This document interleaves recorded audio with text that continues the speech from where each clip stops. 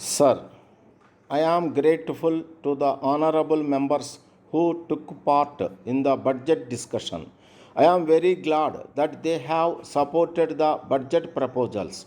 I am also grateful to those who criticized the budget proposals. I am aware that we are faced with a difficult situation. I know that there are many problems to be solved. I am sure you will agree with me that there are no simple solutions to the problems, and I realize that there can be many other ways and means to solve them. Therefore, when honorable members made many points which were not in agreement with the budget proposals, it is not as if they are not useful suggestions. But I may assure the honorable members that it is only after a full discussion that I have framed the budget. I have had discussion as much as possible.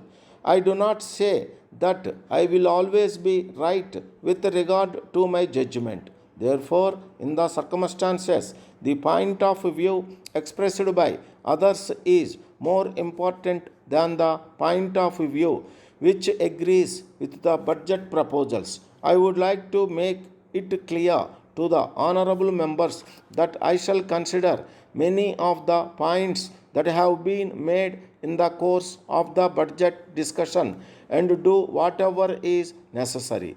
Having said that, I would like to say that there was agreement with regard to priorities which we have got to observe in solving the problems of inflation. Many honorable members have said that if the increase of prices goes on in the same manner as it has been going on during the last 2 years, it would be an end of our planning and it would create many difficulties in the economy as a whole.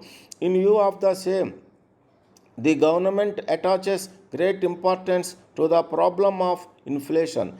First of all, it should be tackled on the basis of financial discipline, and financial discipline has to be observed in three sectors, namely the central government, the state governments, and the various institutions which are attached to these governments. The second is private consumption, where commercial credit is utilized.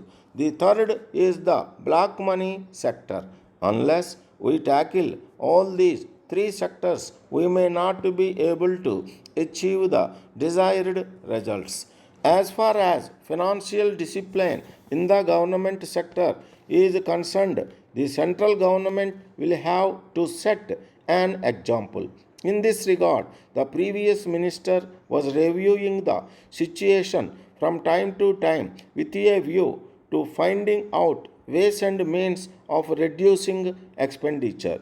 Therefore, it will have to be a continuous exercise within the central government where all the ministers will have to cooperate. I am glad to say that there has been cooperation from all the ministers with regard to this matter. The state governments also have to observe this financial discipline. The honorable members will remember that for a long time the state governments had used overdrafts from Reserve Bank for their resources purposes.